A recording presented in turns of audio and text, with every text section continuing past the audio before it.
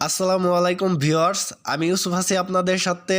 আজকে আমি শেয়ার করব কিভাবে আপনারা যখন ফেসবুক স্টোরিতে আপনাদের প্রিয়জনদের সাথে তোলা ছবিগুলোকে পোস্ট করেন, তখন সেই ছবিগুলো 24 ঘন্টার উপরে থাকে না। তো সেই স্টোরিগুলোকে কিভাবে আপনারা ফিরে পাবেন, নিজের গ্যালারিতে সেভ করতে পারবেন, সেটা দেখার জন্য যারা আমার চ্যানেলে প্রথম আসছেন তারা অবশ্যই সাবস্ক্রাইব করে দিবেন। তো চলুন ভিডিওটা শুরু করা যাক। তো আমরা প্রথমে চলে যাব ফেসবুকে। চলে যাওয়ার পরে আমাদের এইখানে ফেসবুকের যে কর্নারে থ্রি ডট আইকন আছে সেখানে ক্লিক করে দিব। সেইখানে ক্লিক করার পরে আমরা নিচে চলে যাব। নিচে চলে যাওয়ার পরে সেটিংস অ্যান্ড প্রাইভেসি লেখা আছে, সেইখানে ক্লিক করে দিব। সেইখানে ক্লিক করার পরে আবার নিচে লেখা আছে সেটিংসে ক্লিক করে দেব।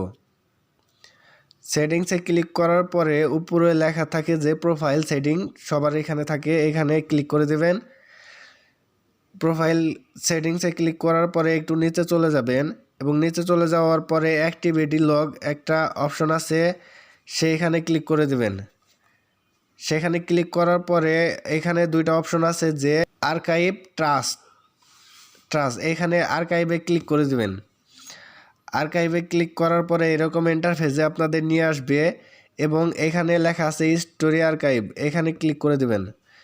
এইখানে ক্লিক করার পরে আপনাদের হাজার হাজার স্টোরি যেগুলো আপনারা ছাড়ছিলেন সেগুলো আপনারা সামনে দেখতে পারবেন এবং আপনাদের যে পছন্দের স্টোরিটা আছে সেগুলোকে আপনারা সহজেই ডাউনলোড করে আপনাদের গ্যালারিতে নিয়ে আসতে পারবেন।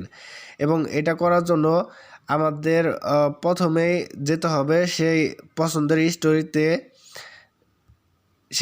ক্লিক করে দিবেন। ক্লিক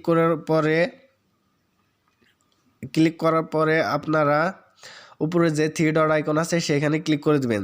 দেওয়ার পরে এরকম ইন্টারফেস চলে আসবে। এখানে লেখা আছে delete photo, save photo, something went to wrong. এখানে তিনটা অপশনের মধ্যে আপনারা মাঝখানেটা ক্লিক করে দিবেন, কারণ আপনারা যদি গ্যালারিতে ছবিটা নিতে চান তাহলে সেভ টু ফটো এখানে ক্লিক করে দিলেই আর কোনো কাজ নেই, আপনাদের গ্যালারিতে ছবিটা চলে আসবে। এভাবে আপনাদের স্টোরিতে যত ছবি আছে সবগুলোকে আপনারা ডাউনলোড করে আপনাদের গ্যালারিতে নিয়ে যেতে পারবেন এবং কি পুনরায় আবার চাইলে স্টোরি তো দিতে পারবেন এবং কি ফেসবুকে পোস্ট করে দিতে পারবেন। তো এই ছিল আমার ভিডিও। যাদের আমার ভিডিওটা পছন্দ হয়েছে বা যাদের ভালো লেগেছে তারা অবশ্যই আমার চ্যানেলটাকে সাবস্ক্রাইব করে দেবেন এবং